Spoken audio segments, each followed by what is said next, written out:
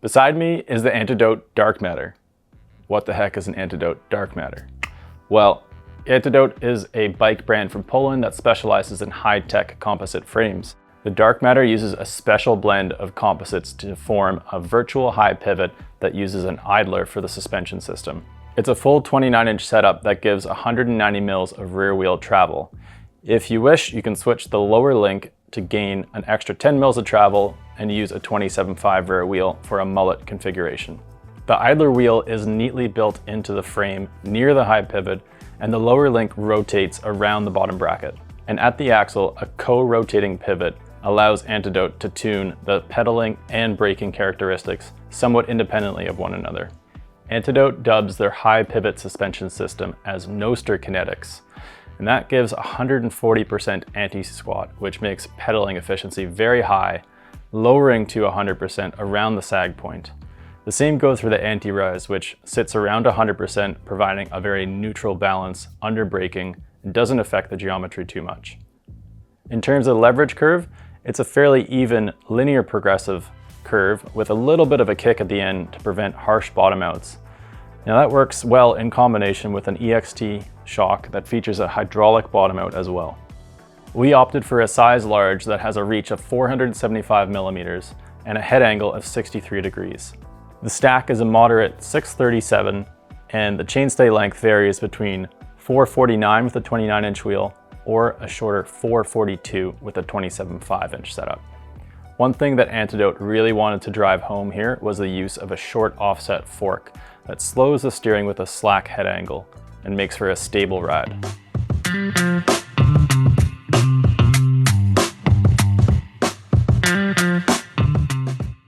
Anytime I had this bike out, riders were very curious to find out what it rode like, and I would often answer by saying, well, it rides how it looks, stiff, light, and fast.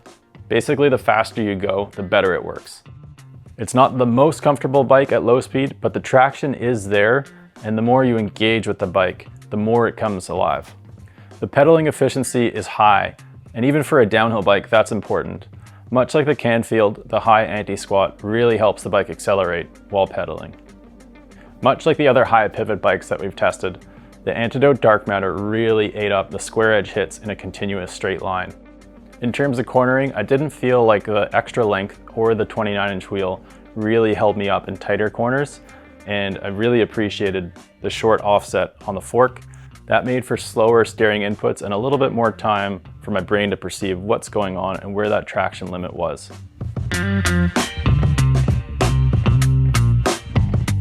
There are a couple different ways to build the Antidote, whether you want to order a frame only with a shock, or a complete build kit.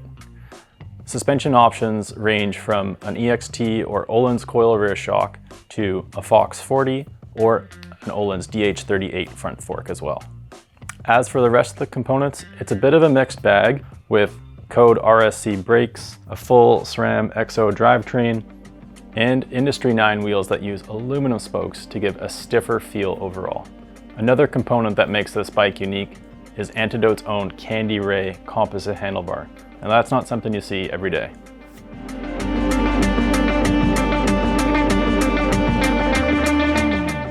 Under braking, that neutral anti-rise really helps the bike stay stable and doesn't dive or push your weight front to back. That means you need to focus less on counteracting any weight shifts as the bike's wheels move up and down through the suspension. Even for the complicated shapes on the bike, the cable routing is well managed, and the chain and idler are both very quiet in operation.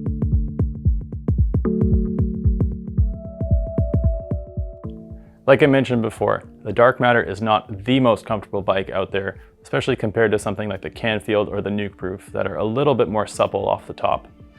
It does require to be engaged and on it to ride it as fast and as comfortably as possible. And as good as that EXT shock was, like we found in the past, that little spacer that protects the bottom out bumper does kind of ride at the dead end of the shock, and that makes quite a bit of noise.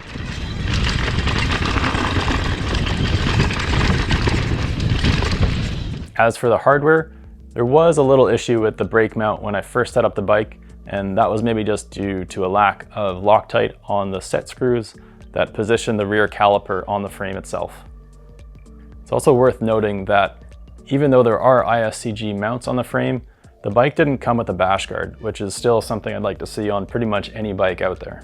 Even though the Darkmatter is a fairly light bike, the wheelbase is a massive 1287 millimeters, so it's not the easiest bike to pick up off the ground and requires a little bit more effort to do so.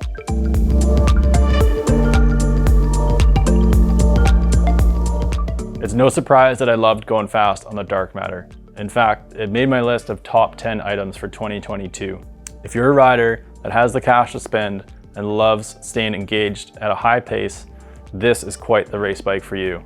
That's a wrap on our thoughts about the Antidote Darkmatter. So stay tuned for more videos and reviews to come from the Pinkbike downhill field test.